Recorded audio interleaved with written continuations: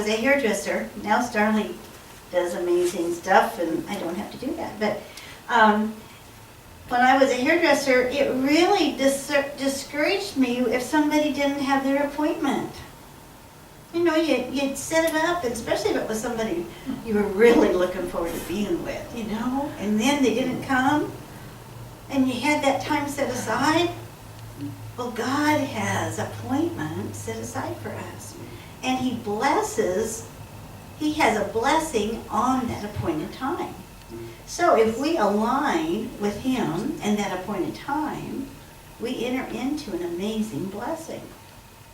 And on the Sabbath, look at that, every week we have an appointment. I love it. Every Sabbath. And He says to honor the Sabbath, that it's set apart and it's blessed. So if we had that appointment with Him, and Jesus said it was created for us, not us for that. So don't get tangled up into works, but enter into the blessing.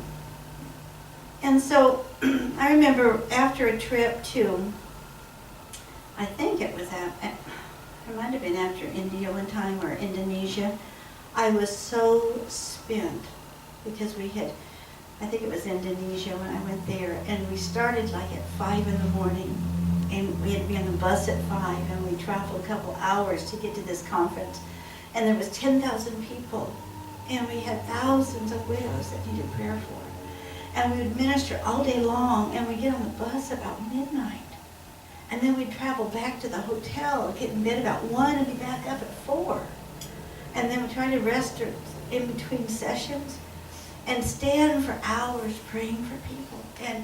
And you've heard me share about how the widows in a lot of these countries, they just sob in our arms. Well, this was a leaders conference, and I'm telling you, the leaders sobbed in our arms. The women that, you know, were trying to take care of the ministry, they just sobbed. And they'd have to practically carry me back to the back room. My feet would be so swollen from standing and praying for people.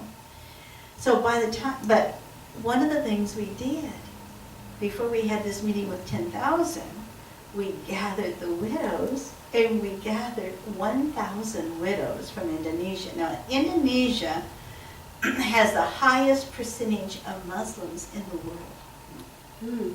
Highest percentage per thing. Highest percentage of Muslims. I mean, more than Iran and Iraq, and highest percentage. 17,000 islands in Indonesia. Yeah. So Pastor Tommy's ministered there.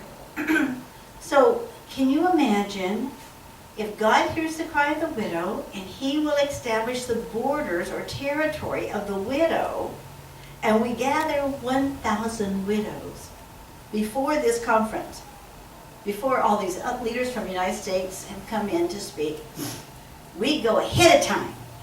We're the stealth missile. We go ahead of time, gather 1,000 widows, minister to them, empower them with the word, and then I have them lock arm in arm all over the building. Just like the vision the Lord gave me of the widows locking arm in arm and being a mighty army.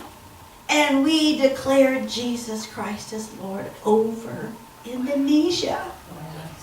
Well, I didn't have the backup like I have now, where you girls meet with me every week, and when I go on a trip, you cover me. And I got slammed.